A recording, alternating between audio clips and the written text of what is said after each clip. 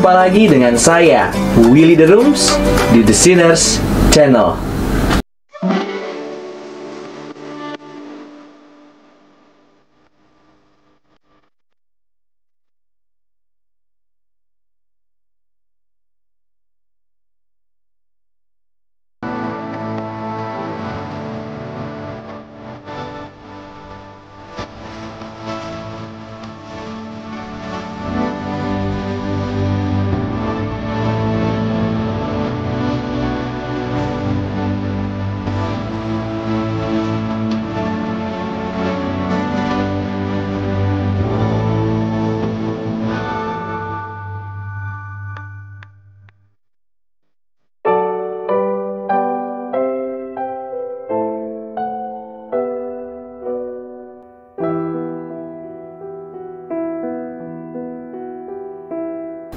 Di Alkitab ada berbagai macam nama yang disematkan kepada pribadi kedua Allah Tritunggal.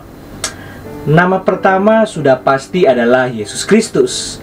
Tetapi ada juga nama-nama lainnya seperti Sang Anak Domba Allah dalam Yohanes 1 ayat 29, Tunas Daud Wahyu 5 ayat yang kelima, Gembala Agung Ibrani 13 ayat 20, Imam Besar Agung Ibrani 5 ayat 10, dan salah satu yang cukup unik adalah Immanuel. Kenapa demikian? Karena berbeda dengan istilah lain yang lebih cenderung kepada nama jabatan. Kata Immanuel seolah menunjukkan nama lain atau alias dari nama Tuhan Yesus.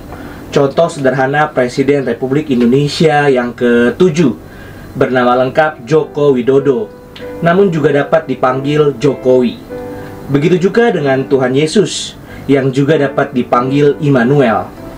Hal ini makin diperkuat lagi dengan jumlah kemunculan kata ini di seluruh Alkitab, yaitu hanya sebanyak 3 kali. Salah satunya yang disebutkan pada Matius 1 ayat 28 yang terkait dengan pemberitahuan akan kelahiran Kristus kepada Yusuf. Kata Immanuel pada ayat tersebut pasti memiliki signifikansi tertentu terhadap inkarnasi Kristus. Mari kita melihat makna kata Immanuel dan bagaimana makna tersebut dapat kita gumulkan di dalam konteks abad ke-21 ini. Salah satu konteks pergumulan yang dibahas adalah mengenai pergumulan tubuh manusia. Bahwa di zaman postmodern ini, aspek tubuh menjadi sesuatu yang sangat diperhatikan oleh manusia. Hal ini sangat kontras dengan zaman modern yang cenderung tidak menaruh perhatian pada aspek tubuh manusia. Bagi mereka, manusia dinilai dari rasionya, bukan dari tubuh fisiknya. Sehingga di zaman modern, wajah jelek tidak menjadi soal. Yang penting rasionya dapat berjalan dengan baik. Apresiasi lebih akan diberikan jika mampu menggunakan rasionya untuk menciptakan teori atau ilmu baru. Pandangan ini didasarkan oleh pemikiran seorang filsuf yang bernama René Descartes tahun 1596 sampai 1650 yang terkenal dengan slogan I think therefore I am. Aku berpikir maka aku ada. Melalui slogan ini saja menunjukkan bagaimana orang modern sangat meninggikan rasio dibandingkan tubuh fisik di dalam keseluruhan aspek hidup manusia.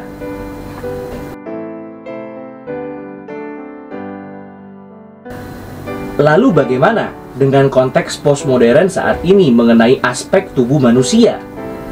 Hal ini tidaklah begitu sulit karena sangat mudah kita jumpai di kehidupan sehari-hari. Kita bahkan justru menghidupi filsafat postmodern mengenai tubuh. Contoh sederhananya saja tentang berat badan. Hanya 2 kata ini saja sudah menjadi momok bagi banyak wanita. Di abad ke-21 ini, berat badan sudah menjadi standar penilaian terhadap manusia. Berbagai cara dilakukan agar dapat mencapai berat badan ideal. Mulai dari mengikuti program kebugaran atau fitness, program diet pola makan, hingga suplemen tambahan. Uang ratusan juta rupiah pun rela digelontorkan asalkan mendapatkan bentuk tubuh bagus dan tidak sekedar berat badan ideal. Tidak ada salahnya dengan kegiatan-kegiatan seperti itu, olahraga dan pengaturan pola makan, karena sangat baik di dalam menjaga kesehatan tubuh dan tidak ada larangan di dalam Alkitab. Tetapi yang menjadi persoalan adalah ketika kita memakai aspek tubuh sebagai yang mutlak di dalam menilai manusia. Seolah-olah kemanusiaan kita menjadi tidak ada harganya ketika memiliki tubuh yang gemuk atau bentuk badan yang tidak ideal. Kemudian, kita melakukan berbagai cara agar bisa memiliki bentuk tubuh yang ideal. Bahkan, iman kekristenan kita pun dapat kita kompromikan asal demi satu tujuan, yaitu dapat menjadi manusia yang diterima oleh masyarakat postmodern. Ketika muncul seorang pria atau wanita yang memiliki bentuk tubuh yang ideal, akan ada banyak orang yang mengejar standar tersebut. Pada akhirnya, aspek tubuh hanya dijadikan sebagai ajang kompetisi atau persaingan siapa yang memiliki bentuk tubuh yang paling bagus. Bukankah ajang kontes kecantikan seperti Miss World sering berdalil mengenai inner beauty dan segala macam slogan lainnya? Tetapi tetap diikuti oleh peserta wanita yang minimal memiliki wajah cantik, badan tinggi, dan langsing. Sehingga dunia postmodern saat ini sudah sangat mengaburkan apa yang menjadi tujuan semula tubuh diciptakan.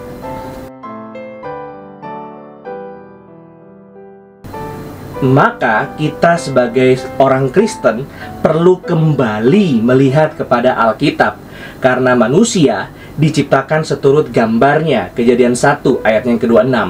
Alkitab tidak mengatakan roh manusia, melainkan manusia dengan tubuh yang terlihat. Ketika kita membicarakan manusia, tidak dapat lepas dari apa yang namanya aspek roh dan tubuh. Sehingga Tuhan pasti mempunyai maksud atau tujuan mulia dengan diciptakannya tubuh manusia.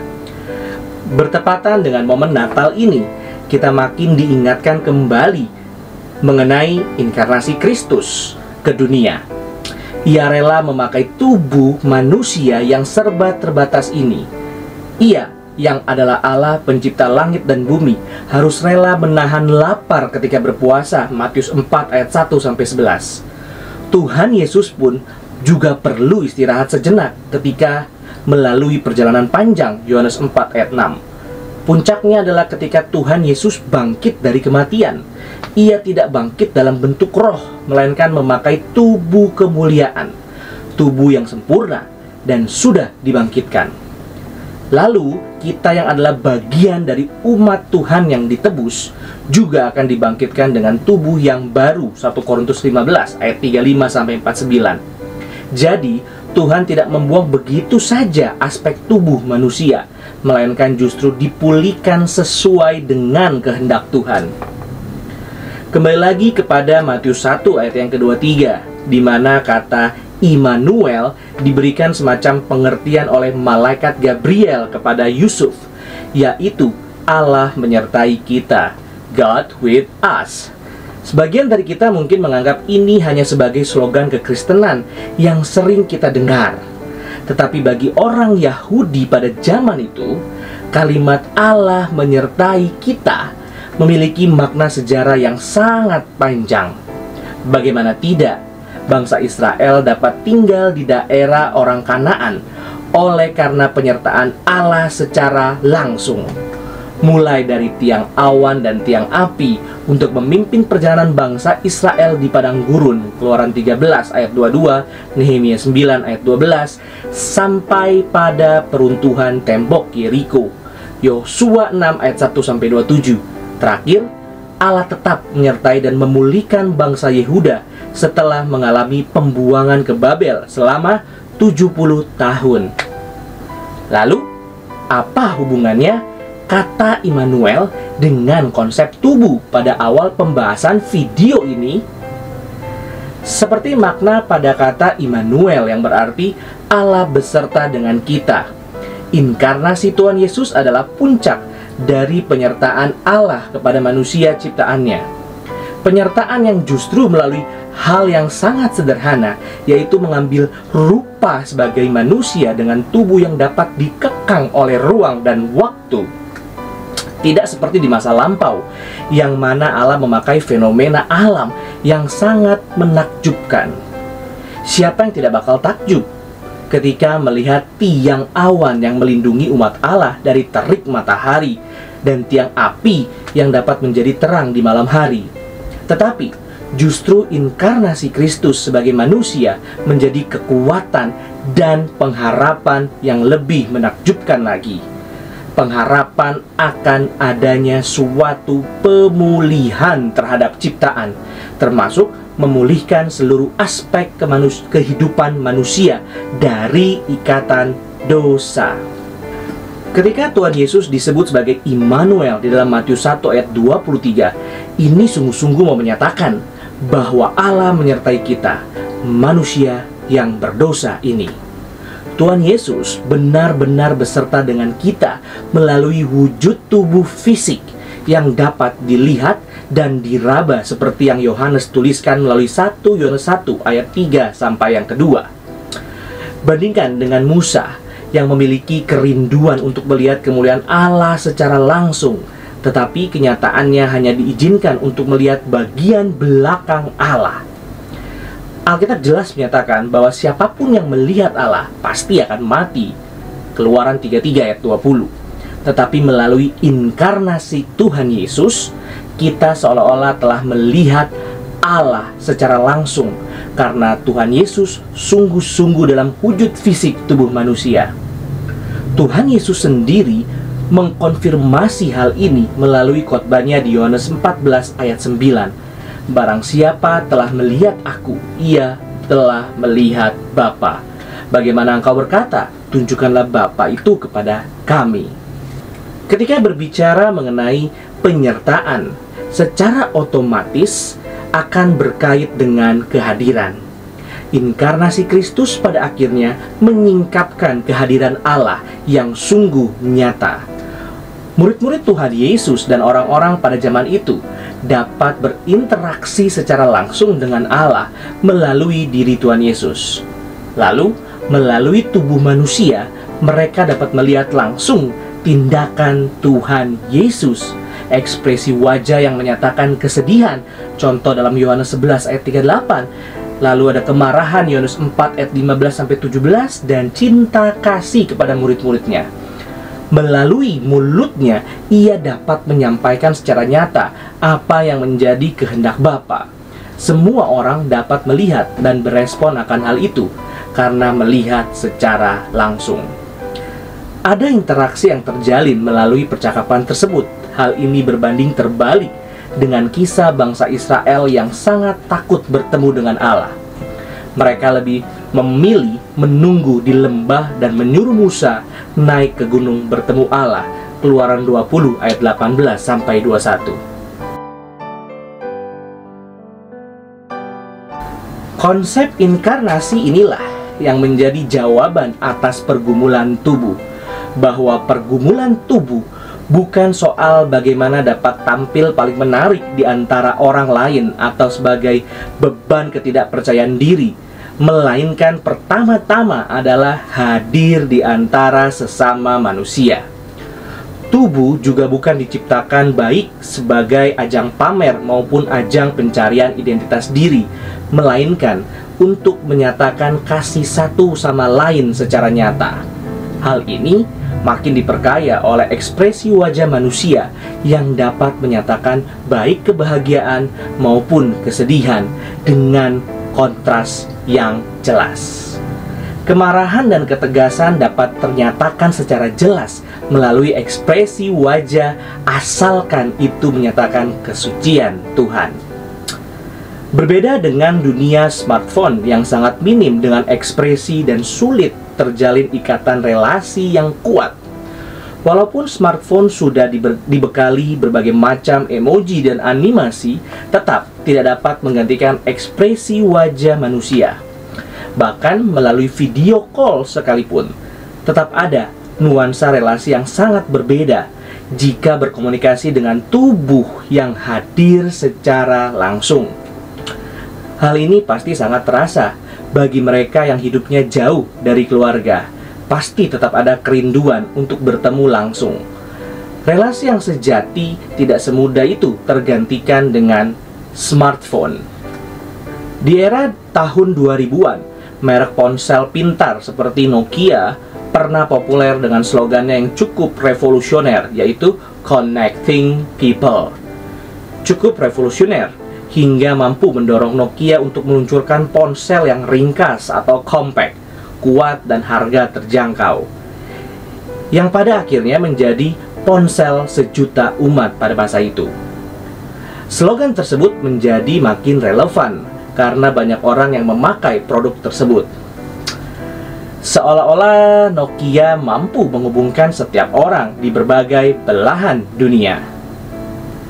Tetapi kita yang hidup di tahun 2018 ini menyadari bahwa perkembangan ponsel tidak semulus dan seindah slogan tersebut.